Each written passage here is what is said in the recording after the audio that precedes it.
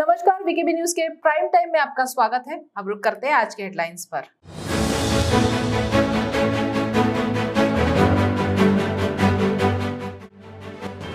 महिला दिवस के अवसर पर HCG NCRI कैंसर सेंटर का महिलाओं के लिए विशेष पैकेज। HCG ने की अपने पैकेज की घोषणा।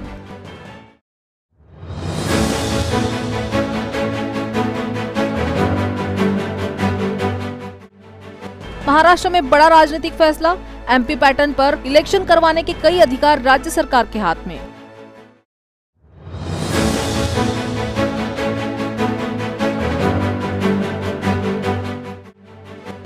और नागपुर रेलवे स्टेशन पर पकड़ा गया गांजा तस्कर, 4,25,000 का गांजा किया जब्त।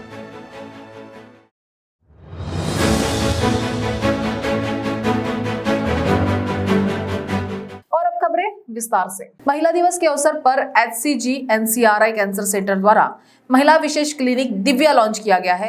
इस अवसर पर महिलाओं के लिए विशेष पैकेज भी दिया गया है। महिला दिवस के अवसर पर HCG NCRI cancer centre Nagpur ने अपना पहला महिला विशेष क्लिनिक दिव्या लॉन्च किया है, जो सभी आयु वर्ग की महिलाओं को स्क्रीनिंग, परामर्श, सहायता प्रदान करता है।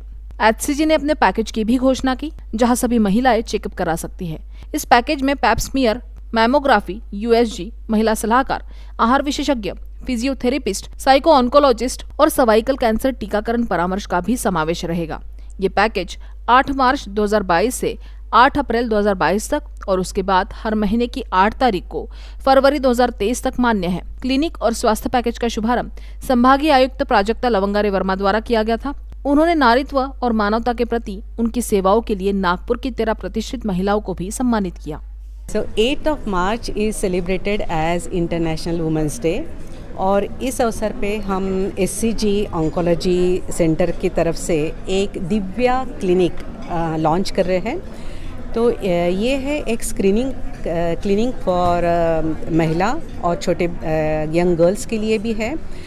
इसमें हम खाली 88 रुपीज़ में पूरी टेस्ट करने वाले हैं, जिसमें फीमेल ऑन्कोलॉजिस्ट के तरफ से कंसल्टेशन होगा और फिर ब्रेस्ट कैंसर के लिए मैमोग्राफी, सर्वाइकल कैंसर के लिए हम काउंसलिंग भी करेंगे। छोटी छोटी जो लड़कियां रहती है, बच्चियां रहती है, उनको हम सर्वाइकल वैक्सीनेशन के बारे में बताएंगे और सर्वाइकल कैंसर डिटेक्शन के लिए हम पैप्समियर करेंगे। इसके बाद हम सोनोग्राफी भी करेंगे और जैसे देखा जाता है कि काफ़ी सारे महिलाओं में होने वाले कैंसर ओबेसिटी रिलेटेड रहते हैं, जैसे मोटापा और कैंसर, इसका काफ़ी रिलेशन रहता है। तो हम उनको ओबेसिटी के बारे में या फिर डाइट के बारे में, एक्सरसाइज के बारे में, योगा के बारे में भी कंसल्टेशन देंगे। तो ये सब चीज़ें हम खाली 88 रुपीज़ में महिलाओं को देने वाले हैं। तो इसका सभी महिलाओं ने और लड़कियों ने फ़ायदा लेना चाहिए, सामने आना चाहिए, क्योंकि महिलाओं के लिए ये बहुत अच्छी बात है कि ये हम 1 महीने तक इसको हमने इसका प्रोविज़न किया है और ये हर महीने के 8 तारीख को हम इसको 88 रुपीज़ में महिलाओं के लिए उपलब्ध करेंगे। हर एक साल March 8 celebrated as a international women's day. ये इंटरनेशनल वुमेंस डे के दिन हम HCG ये एक नया क्लिनिक लेके आए हैं, इसलिए बिकॉज हमको ये जानकारी है एवरी ईयर जो महिलाओं में कैंसर का रेट है ना बहुत बढ़ते जा रहा है। ये इसलिए बढ़ते जा रहा है, उनका प्रॉपर प्रिवेंटिव हेल्थ चेक, उनको जो स्क्रीनिंग करवाने का टाइम नहीं मिलता है। टाइम मिले तो उसका कोई सुविधा नहीं होता है, उसका स्क्रीनिंग भी बहुत महंगा होता है। इसलिए HCG ने ये सोचा हम सब लोगों को जो केयर करता है वो हमारा मदर, वाइफ, बहनें, ये लोगों को केयर हम क्यों नहीं करें। इसलिए हमने एक वुमेन केयर क्लिनिक स्टार्ट किया। इसी में सब महिलाओं को 88 रुपीज़ में pap smear test, mammography, USG abdomen and female oncologist के साथ consultation, yoga therapy and counselling भी किया जाएगा। तो हम पूरा नागपुर एंड विदर्भ रीजन को ये अपील करता है, ये सुविधा को उपयोग कर ले। एंड इसके साथ साथ जैसा हम अभी आप सब लोगों को जानकारी है, कोविड वैक्सीनेशन ने हमारा कोविड वायरस को कैसा कंटेन करने में कामयाब रह गया। ऐसा ही सर्वाइकल कैंसर रोकने में एक सर्वाइकल वैक्सीनेशन का प्रोग्राम भी है, पर इसके बारे में बहुत सारे लोगों को जानकारी नहीं है। इसलिए हम ये जानकारी देना चाहते हैं, अभी सर्वाइकल कैंसर का वैक्सीनेशन भी एचसीजी कैंसर सेंटर में अवेलेबल है। जो यंग चिल्ड्रन हैं, जो प्यूबर्टी अटेन करने वाला है बिटवीन 11 ईयर्स टू 22 ईयर्स, वो लोगों को ये वैक्सीन देने से फ्यूचर में सर्वाइकल आने का संभावना बहुत कम हो जाता है। इसलिए सब लोगों को ये दरख्वास्त है, हमारा care cancer prevention in our hands. Please utilise this services and get screened for yourself to prevent occurrence of cancer in future. Thank you. सोमवार को ओबीसी आरक्षण विधेयक महाराष्ट्र विधानसभा में पेश किया गया। कुछ देर की बहस के बाद सदन में सर्वसम्मति से इस विधेयक को पारित कर दिया गया। अब मध्य प्रदेश की तर्ज पर महाराष्ट्र में भी इलेक्शन करवाने के कई अधिकार चुनाव आयोग की जगह राज्य सरकार के हाथों में होंगे, जिनमें आरक्षण तय करने की शक्ति भी शामिल है। इस विधेयक के बाद अब राज्य में 27% ओबीसी आरक्षण के साथ निकाय चुनाव हो सकेंगे। नए विधेयक के अनुसार चुनाव आयोग तब तक चुनाव की घोषणा नहीं कर पाएगा जब तक सरकार चुनाव आयोग को वार्डों के गठन की रिपोर्ट नहीं देती। नए विधेयक के बाद सरकार के पास अब वार्ड बनाने के लिए 3 से 4 महीने का समय होगा। इस अवधि के दौरान सरकार ओबीसी राजनीतिक आरक्षण के लिए डेटा एकत्र कर सकती है। इस विधेयक के पास हो जाने से जिला परिषद, पंचायत समिति, ग्राम पंचायतों और मुंबई नगर निगम, महाराष्ट्र नगर निगम और महाराष्ट्र नगर परिषद, नगर पंचायतों और ग्राम पंचायत में चुनाव करवाने और आरक्षण लागू करने की क्षमता होगी। इसके बाद चुनाव आयोग के पास अब वार्ड संरचना और आरक्षण तय करने की शक्ति नहीं होगी। मंत्री छगन भुजबल ने सोमवार को बताया कि महाराष्ट्र की महाविकास आघाड़ी सरकार मध्य प्रदेश पैटर्न को लागू करने जा रही है। खास यह है कि इस नए विधेयक को भाजपा का भी समर्थन था। भुजबल के मुताबिक ओबीसी आरक्षण के बिना स्थानीय निकायों के चुनाव करवाने की मजबूरी ना हो, इसके लिए मध्य प्रदेश सरकार ने जिस तरह का विधेयक लाया, वैसा ही विधेयक महाराष्ट्र सरकार ने आज विधानसभा में पेश किया। नागपुर रेलवे स्टेशन पर आरपीएफ द्वारा की गई चेकिंग में 42 किलो गांजे के साथ आरोपी को पकड़ा गया। इस कार्रवाई में 4,25,000 का गांजा जब्त किया गया और ये कार्रवाई गोंडवाना एक्सप्रेस में की गई। रेलवे पुलिस की एक बड़ी कार्रवाई के तहत नागपुर रेलवे स्टेशन पर आई गोंडवाना एक्सप्रेस से 42 किलो गांजा जब्त किया गया। रूटीन तलाशी अभियान के तहत की गई खोजबीन के दौरान गांजे की बदबू आने से आरोपी पकड़ा गया। साथ ही पूछताछ करने पर उसने 4 बैग्स में गांजा होने की जानकारी दी। साथ ही यह माल विशाखापट्टनम के किसी शहर से लाने की जानकारी भी दी।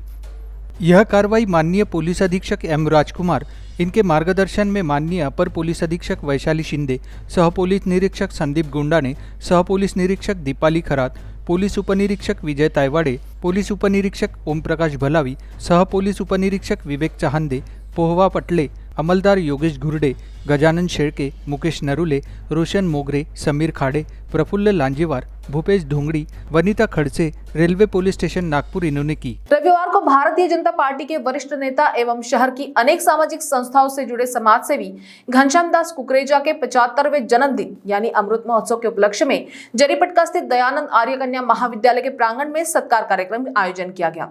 इस अवसर पर केंद्रीय मंत्री नितिन गडकरी सहित शहर की जाने मानी हस्तियों के साथ विविध संगठनों के पदाधिकारियों की उपस्थिति रही।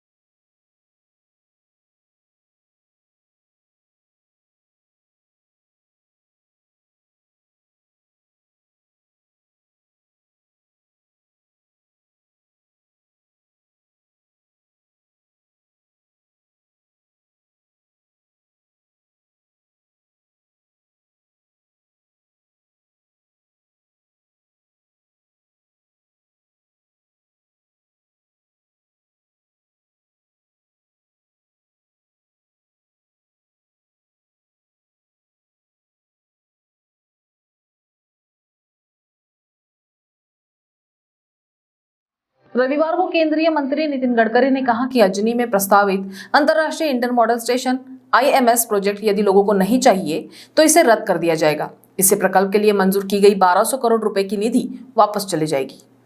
अजनी वन को बचाने के लिए चल रहे विरोध के बीच अब नितिन गडकरी जी ने भी इस बात पर अपना मत व्यक्त किया है, जिसमें उन्होंने कहा कि यह प्रोजेक्ट अगर जनता नहीं चाहती तो नहीं होगा। फिलहाल इस प्रोजेक्ट से जुड़े कोई याचिका कोर्ट में दायर नहीं है। प्रोजेक्ट के लिए नियुक्त ठेकेदार ने काम में देरी से काम छोड़ दिया है। सांसद औद्योगिक महोत्सव को लेकर हुई पत्र परिषद के बाद उन्होंने पत्रकारों से चर्चा में यह बात कही। उन्होंने कहा कि अजनी में प्रस्तावित अंतर्राष्ट्रीय inter model station IMS project यदि लोगों को नहीं चाहिए तो इसे रद्द कर दिया जाएगा। इससे प्रकल्प के लिए मंजूर की गई 1200 करोड़ रुपए की निधि वापस चली जाएगी। के विकास के ऊपर काफ़ी लिखते हैं। विदर्भ का पिछड़ापन ही अपने विधायक सांसद सब मिलकर विदर्भ का विकास होना चाहिए, विदर्भ आगे होना चाहिए, यही बात कहते हैं। कुछ प्रमाण पर आपके तरफ से भी हमारा विकास कैसा हो, इसके ऊपर अनेक अखबारों के द्वारा उन मुद्दों को उठाया जाता है और उसके कारण फिर लोकप्रतिनिधि के ध्यान में वो विषय आते हैं और उसका फॉलो होकर वो काम पूरा होता है।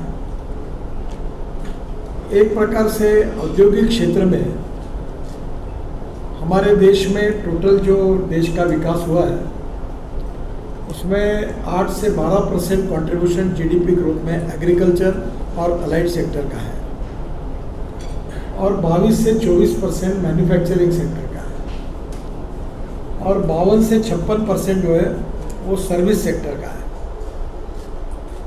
जो MSME हमारे देश की, इनका टोटल ग्रोथ में 30% उनका कंट्रीब्यूशन। वक्त हो चला एक ब्रेक का, मिलते हैं एक छोटे से ब्रेक के बाद। बाय। सब जानना चाहते हैं मेरा फेवरेट कलर, मेरा फेवरेट डेस्टिनेशन, मेरी फेवरेट डिश, पर कोई ये नहीं पूछता कि फेवरेट डिश मैं बनाती कैसे हूँ। अरे यार, जिसे टेस्टी खाना पसंद है वो अच्छे टेस्ट तक पहुँच ही जाता है। सुरुचि मसाले, खाने में हो रुचि तो घर लाइए सुरुचि। अपने सपनों की उड़ान भरने की इच्छा तो हर किसी की होती है, पर पंख भी तो मजबूत होने चाहिए जो देता है flywheel aviation academy. Flywheel aviation academy एक ऐसा इंस्टीट्यूट है जहां पर एयरलाइंस एंड एयरपोर्ट हॉस्पिटैलिटी और टूरिज्म मैनेजमेंट, साथ ही यहां campus interview, guidance by industry expert, practical training at airport, expert faculty, personal grooming जैसे कई सारे बेनिफिट्स आप पा सकते हैं। Flywheel aviation academy, 1 degree, 3 job opportunities. Flywheel Aviation Academy gives you a degree or diploma with a job. Flywheel Aviation Academy, 365 Gandhinagar, LAD College Square, beside Karnataka Bank, Nagpur.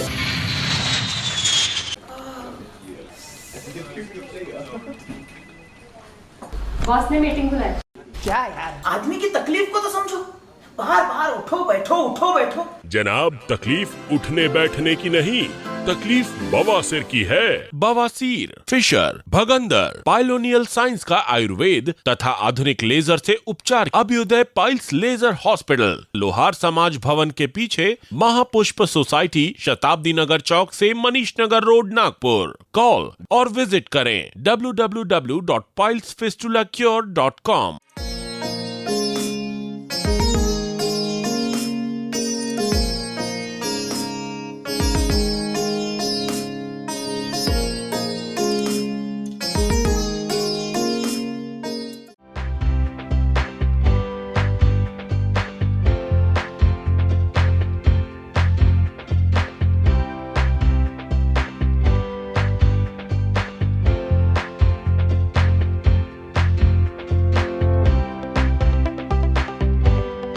Break के बाद आपका स्वागत है। Slum soccer के संस्थापक विजय वारसे के जीवन पर बनी फिल्म झुंड के प्रमोशन के लिए कलाकार नागपुर पहुंचे। नागराज मंजुले, आकाश ठोसर व फिल्म के अन्य कलाकारों ने ढोल ताशे की गूंज के साथ रैली निकाली। फिल्म के डायलॉग "झुंड नहीं ये टीम है" की घोषणा से परिसर गूंज उठा। ढोल ताशे की गूंज के साथ फिल्मी कलाकारों ने जमकर डांस भी किया।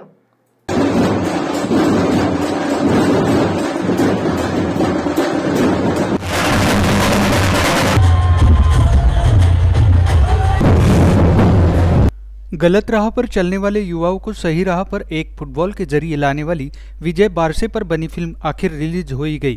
फिल्म बनाने के बाद कोरोना और फिल्म के विरोध में पत्र परिषदों का दौर भी चला। इस सभी मुश्किलों के बाद आखिरकार फिल्म फ्लोर पर आ ही गई और फिल्म का प्रीमियर शो रविवार को बूटी सिनेप्लेक्स में हुआ। इस दौरान युवाओं का उल्लास देखने लायक था। फिल्म की ज्यादातर स्टार कास्ट नागपुर की होने की वजह से इस फिल्म में नागपुर वासियों को विशेष रुचि थी। मेरे को बहुत अच्छा लगा, बहुत खुश हूँ। लगभग 3 साल से इस बाबू भाई वेट कर रहा था, राह देखी थिएटर में लगे और नागपुर में ही मैं लोगों के साथ बाबू भाई प्रॉमिस किया था सब लोगों को ये फिल्म जब शूट होगी तो हम इधर आके देखेंगे और देख रहे हैं। बहुत खुश हुआ है, बहुत ज़्यादा एक्साइटेड होगी लोगों को कैसे लगती है। ये विजय मार्केटर के बारे में आपको कैसा पता चला? अरे सर आप तो देखेंगे कि उनका क्या मतलब उनसे इंस्पायर्ड है ये कहानी, और उनकी जो स्टूडेंट है वो अखिलेश बॉल भी है, उनकी भी उनसे भी इंस्पायर्ड है। बाकी हरियाणा की बॉबी है, ऐसे लोग हैं जो जिंदा कैरेक्टर है, असली कैरेक्टर है और उनकी कहानी है और वो पर्दे पे आ रही है, बड़े पर्दे पे। तो मैं बहुत ज़्यादा खुश हूँ। जैसे कि ये फुटबॉल की कहानी नहीं है सिर्फ, ये फुटबॉल खेलने वाले लोगों की कहानी है और फुटबॉल एक जरिया है और जो लोग हैं जिनके सुख दुख, जिनकी जिंदगी है, जिनके ख्वाब है, उसके बारे में कहानी है। और मैं बहुत बड़े रिस्पॉन्सिबिलिटी जैसे कि देख रहे हैं इधर यहाँ पे पूरी टीम में, और हम बहुत मतलब पूरे नागपुर वासी को बहुत बहुत आभार है। थैंक यू, इतना प्यार दे रहे हैं हमको। Thank you so much. Thank you. Release हो रही हमारे, हमको इतना आनंद हो रहा, हम बता नहीं सकते। देख सकते जिसके लिए मैं कभी इस पब्लिक में खड़े रहता था, आज मेरे लिए पब्लिक खड़ी है, मैं को इतना आनंद हो रहा है और इसके लिए मैं नागराज सर को बहुत धन्यवाद। मेरे से नागराज मंजुले जी ने नागपुर के सभी कलाकारों को साथ में लेकर आज ढूंढ बहुत ही अच्छा फिल्म अपने सामने लाया है। हमारे नागपुर का गौरव बढ़ाया है, नागपुर का मान बढ़ाया है, विदर्भ की शान बढ़ाई है। और अमिताभ बच्चन जी इनको लगातार यहाँ पर 1 महीने शूटिंग चला, बुराड़ी में शूटिंग चला और हमारे लिए गौरव की बात है कि जब नागराज मंजुले जैसे दर्शक यहाँ पर आते हैं और हमारे विदर्भ की शान बढ़ाते, तो हमारी सबकी जवाबदारी है उनका सपोर्ट करना और आगे भी नागपुर में फिल्म सिटी जैसा बड़ा हो और नागराज जी इसके लिए पूरा सामने आए, ये मैं उनको रिक्वेस्ट करूंगा। धन्यवाद। इस प्रीमियर शो के दौरान केंद्रीय मंत्री नितिन गडकरी, लेखक व निर्देशक नागराज मंजुले, पूर्व मंत्री चंद्रशेखर बावनकुले, पूर्व मंत्री सुलेखा कुंभारे, गिरीश गांधी, अभिनेता आकाश ठोसर भी उपस्थित थे। कलमना क्षेत्र के डिप्टी सिग्नल स्थित गुरुदेव राम मंदिर बाजार चौक में रविवार की सुबह गैस सिलेंडर में रिसाव होने के कारण एक घर में आग भड़क उठी। चपेट में आए 4 लोग झुलस गए, इसमें 3 महिलाएं भी शामिल है। सभी घायलों को मेडिकल अस्पताल में भर्ती किया गया है। जानकारी मिलते ही कलमना पुलिस और कलमना फायर स्टेशन से एक दमकल वाहन घटनास्थल पर पहुंचा। हालांकि पुलिस के पहुंचने से पहले आसपास के नागरिकों ने घायलों को ऑटो से अस्पताल पहुंचा दिया था। घायल लोग मजदूरी कर अपना जीवन यापन करते हैं। दमकल विभाग से मिली जानकारी के अनुसार डिप्टी सिग्नल स्थित गुरुदेव राम मंदिर बाजार चौक कलमना निवासी तुकाराम केजूराम साहू के मकान में रविवार की सुबह 8:30 बजे से 9:30 बजे के दरमियान भोजन पकाते समय गैस सिलेंडर में रिसाव होने के कारण आग लग गई। चपेट में आने से तुकाराम साहू, उनकी पत्नी रीतू साहू, तुकाराम के चचेरे भाई पूरण साहू की पत्नी पुष्पा साहू और तुकाराम की बहन भारती केजूराम साहू झुलस गई है। अंडरवर्ल्ड डॉन दाऊद इब्राहिम के परिवार से जमीन खरीदने से जुड़े मनी लॉन्ड्रिंग मामले में गिरफ्तार महाराष्ट्र सरकार के मंत्री नवाब मलिक को 14 दिनों की न्यायिक हिरासत में भेज दिया जाएगा। आज शाम तक उन्हें ईडी की कस्टडी से मुंबई की आर्थर रोड जेल में शिफ्ट कर दिया जाएगा। महाराष्ट्र के मंत्री उस जेल में रहेंगे जिसमें पहले से कई खूंखार अपराधी कैद है। मलिक को 21 मार्च तक न्यायिक हिरासत में भेजने के फैसले के बाद एनसीपी कार्यकर्ताओं ने जमकर नारेबाजी की।